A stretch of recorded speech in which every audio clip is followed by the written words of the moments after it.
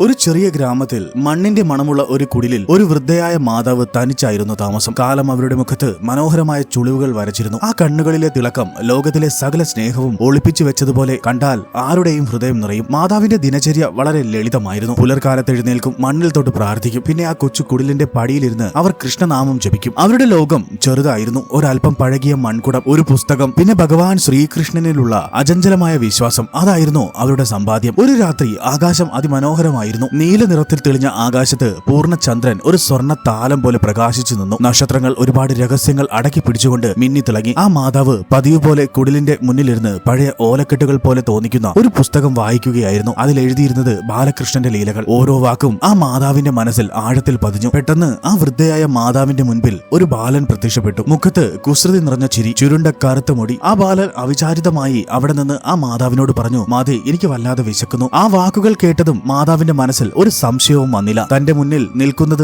ആരാണെന്ന് ആലോചിക്കാൻ പോലും അവർക്ക് സമയമുണ്ടായിരുന്നില്ല. ഒരു മകനോടുള്ള വാത്സല്യം മാത്രം അവരുടെ മനസ്സിൽ നിറഞ്ഞു നിന്നു. ആ മാതാവ് വേഗം അകത്തേക്ക് പോയി. കുടിലിൽ അധികം ഭക്ഷണമൊന്നും ഉണ്ടായിരുന്നില്ല. എന്നിരുന്നാലും അവർ ഉള്ളതെല്ലാം എടുത്തു. ഒരു പിടി ചോറും ഒരൽപ്പം വെണ്ണയും. അത് ബാലന്റെ മുന്നിൽ വെച്ചിട്ട് വാത്സല്യത്തോടെ ആ മാതാവ് പറഞ്ഞു, പുത്ര, എന്റെ കയ്യിൽ ഇത്രയും ഭക്ഷണം മാത്രമേ ഉള്ളൂ. നിനക്കിത് മതിയാകുമോ ഇല്ലയോ എന്ന് എനിക്കറിയില്ല. ആ ബാലൻ ചെറു പുഞ്ചിരിയോടെ മാതാവിനോട് പറഞ്ഞു, സാരമില്ല മാതേ, എനിക്കിത് മതി. തുടർന്ന് ആ ബാലൻ സന്തോഷത്തോടെ ആ ലളിതമായ ഭക്ഷണം കഴിച്ചു. ആ മാതാവ് അവനെ തന്നെ നോക്കിയിരുന്നു. ആ നിമിഷം ആ വൃദ്ധയുടെ മുഖത്ത് ലോകത്തിലെ ഏറ്റവും വലിയ സന്തോഷം വിരിഞ്ഞു. ഭക്ഷണം കഴിഞ്ഞു ബാലൻ ആ മാതാവിനോട് ചോദിച്ചു, മാതേ, നിങ്ങൾ ഇവിടെ ഒറ്റയ്ക്കല്ലേ താമസിക്കുന്നത്? അങ്ങയ്ക്ക് ദുഃഖമില്ലേ? മാതാവും മെല്ലെ പുഞ്ചിരിച്ചു. ആ പുഞ്ചിരിക്ക് ചന്ദ്രന്റെ അത്രയും വെളിച്ചമുണ്ടായിരുന്നു. ഇല്ല ബാലക, എന്റെ കുടിലിൽ ഞാൻ ഒറ്റയ്ക്കല്ല. എപ്പോഴും എനിക്കൊപ്പം എന്റെ കൃഷ്ണനും കൂടെയുണ്ട്. അത് കേട്ടതും ആ ബാലന്റെ രൂപം മാറി. അവന്റെ കണ്ണുകൾക്ക് വല്ലാത്തൊരു പ്രകാശമുണ്ടായി. പെട്ടെന്ന് അവന്റെ കയ്യിൽ ഓടക്കുഴൽ വന്നു. തുടർന്ന് ആ ബാലൻ പെട്ടെന്ന് തന്റെ ഓടക്കുഴൽ എടുത്ത് വായിക്കാൻ തുടങ്ങി. ചുറ്റുമുള്ള അന്തരീക്ഷം മനോഹരമായ സംഗീതത്താൽ നിറഞ്ഞു. കാറ്റിൽ പുൽക്കൊടികൾ പോലും നൃത്തം ചെയ്യുന്നത് പോലെ തോന്നി. ആ നിമിഷം മാതാവിനും മനസ്സിലായി, തന്റെ മുൻപിൽ നിൽക്കുന്നത് ഒരു സാധാരണ ബാലനല്ല, സാക്ഷാൽ ഗുരുവായൂരപ്പനായിരുന്നു. സ്നേഹത്തോടെ